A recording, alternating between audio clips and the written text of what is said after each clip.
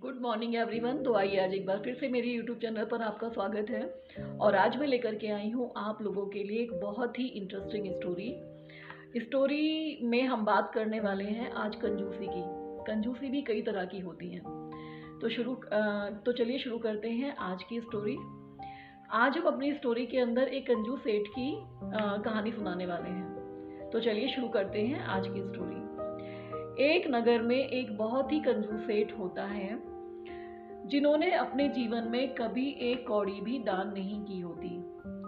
इनके सभी बच्चों की शादियां हो गई होती हैं, यानी कि इनकी सभी जिम्मेदारियां पूरी हो गई होती हैं और ये एक संपन्न परिवार में रहते हैं। एक दिन इनकी पत्नी इनके पास आती है और इनसे कहती है कि हे सेठ जी, अब सारी जिम्मेदारियां पूरी हो चुकी हैं और अब स्वर्ग में जाने का समय आ गया है, लेकिन आपने अपने जीवन में कभी भी कोई भी दान पुण्य नहीं किया है, तो कुछ ना कुछ तो दान पुण्य कर लेना चाहिए। तो सेठ जी कहते हैं कि दान पुण्य मैंने जीवन भर किया तो है, अब दान पुण्य करके क्या करना है, मैं खर्चा नहीं कर सकता।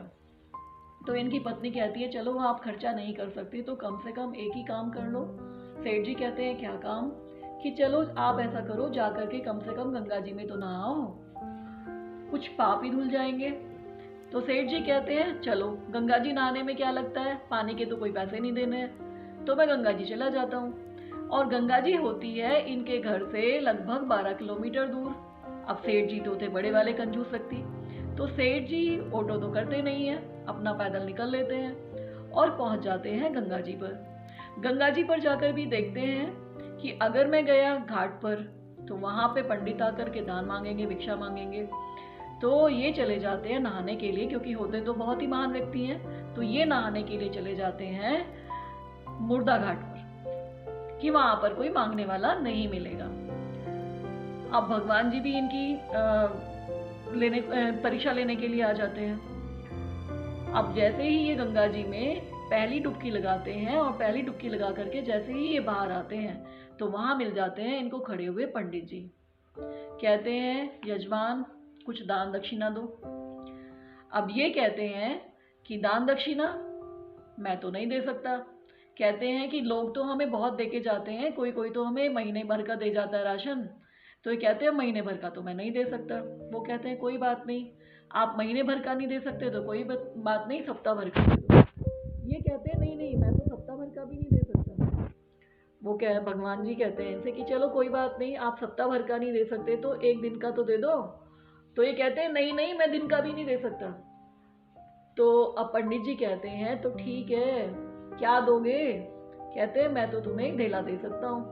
कहते हैं, भगवान जी सोचते हैं अपने मन में कि चलो ढेले पे तो आया, लेकिन अब ये भी बड़े निपट कंजूस है, कभी एक ढेला खर्च किया ही नहीं है और दान पुण्य का तो मतलब ही नहीं बनता। लेकिन अभी भगवान जी भी खुश हो जाते हैं कि चलो कोई बात नहीं, ढेला तो निकाल ही रहा है। लेकिन ये तो थे बड़े वाले कंजूस व्यक्ति, ये बोले ढेला है लेकिन उधार है। भगवान ने कहा कोई बात नहीं, उधार ही है ना, चलो दिया तो सही। अब सेठ जी पैदल आए थे, पैदल ही वापस भी जाना था, 12 किलोमीटर आना 12 किलोमीटर जाना। अपने घर पहुंचते हैं, थक जाते हैं तो सो जाते हैं। जैसे ही अपने घर में जाकर के सोते हैं तो इनके घर की डोरबेल बजती है। इनकी पत्नी आती है और दरवाज़ा खोलती हैं तो देखा दरवाजे पर खड़े हैं वो पंडित जी। कहते हैं यजमान ने मुझसे कुछ उधार लिया था, वो दिलवा दीजिए। तो पत्नी इनके पास आती है, इनसे कहती हैं कि आपने किसी पंडित को कुछ बोला था क्या दान देने के लिए? कहते हैं हाँ हाँ मैंने बोला था। कहते हैं वो दरवाजे पे खड़े हैं और जाके दे दीजिए, क्या बोला है? ये कहते हैं सेठ जी कि उनसे जाकर के कह दो कि यजमान बीमार हो गए हैं। तो इनकी पत्नी आती है इनके पास में और वो कहती है कि यजमान तो बीमार है। अब भगवान जी भी आए तो परीक्षा लेने ही थे, तो उन्होंने कहा कोई बात नहीं, हमें कोई परेशानी की बात नहीं है, हम दरवाजे के बाहर ही बैठ जाते हैं और आप खाने पीने का इंतजाम करो। अब इनकी पत्नी वापस आती है इनके पास और वो कहते हैं कि वो तो यहीं बैठ रहे हो, खाने पीने के लिए बोल रहे हैं। अब सेठ जी डर जाते हैं। सेठ जी कहते हैं एक तो ढेला और दूसरा इनके खाने पीने का और खर्चा करना है। तो सेठ जी कहते हैं अपनी पत्नी से कि जाओ और उनसे जाकर के कह दो कि यजमान तो मर गए। अब यजमान तो मर गए, ऐसा सुनते ही इनकी पत्नी बाहर आती है और रोते हुए आती है और कहती है इनसे कि महाराज जी यजमान तो निकल चुके, तो अब मैं क्या दूं। अब अब पंडित जी कहते हैं, वो इनकी पत्नी इनसे आकर कहती हैं, तो पंडित जी भी, क्योंकि भगवान है, पंडित तो थे नहीं, तो वो अंतर्यामी है, सब कुछ जानते हैं, कहते हैं कोई बात नहीं, आप चिंता ना करें, आप अकेली औरत हैं, कहाँ गांव बाहर गांव में जाकर के लोगों को बताएंगी और कैसे सब करेंगी, तो मैं जाकर के लोगों को खबर कराता हूँ। और वो जाते हैं और लोगों को खबर करने के लिए चले जाते हैं सारे गांव में। धीरे धीरे वो जाके सबको बोल देते हैं, भीड़ इकट्ठा होना शुरू हो जाती है। यजमान जी को उनकी चिता तैयार कर ली जाती है, और यजमान जी क्योंकि कंजूस सेठ है, तो वो भी अपना सांस रोक के बैठे हुए हैं, सांस खोलने को तैयार नहीं है। और कहते हैं, मतलब इतने कंजूस है, कंजूसी का रिकॉर्ड ही तोड़ दिया कि चिता पे भी लेट गए। चिता पर लेटने के बाद भी इनकी पत्नी कहती है कि इन्हें मत लेकर के जाइए, ये मरे नहीं हैं। तो भगवान जी कहते हैं, नहीं नहीं, आप सही कह रही हो, ये जा तो चुके हैं, लेकिन आप जो बोल रही हैं कि ये मरे नहीं है, तो ये आपका मोह है, आप चिंता ना करें, ये मोह है और ऐसा तो होता ही है, सबको होता है, कोई बात नहीं। और ये इनकी अर्थी को लेकर के चल देते हैं, शमशान घाट पहुंच जाते हैं।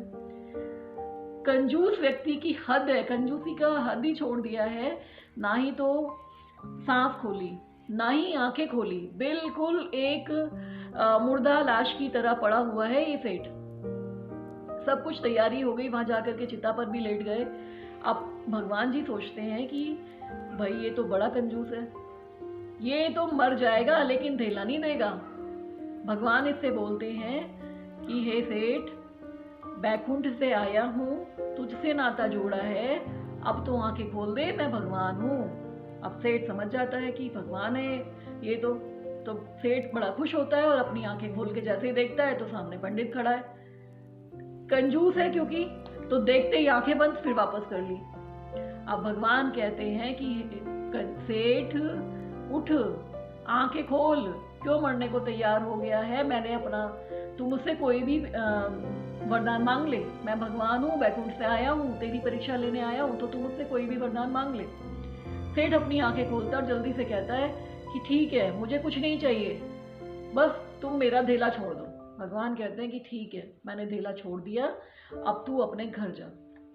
कंजूसी की हद है, आदमी मर गया, मरने को तैयार है, जाने को तैयार है, लेकिन पैसा छोड़ने को तैयार नहीं है। तो ऐसे भी कंजूस होते हैं। तो कृपया, अगर आपको मेरी ये कंजूसी की कहानी पसंद आए तो please be like, share and comment please.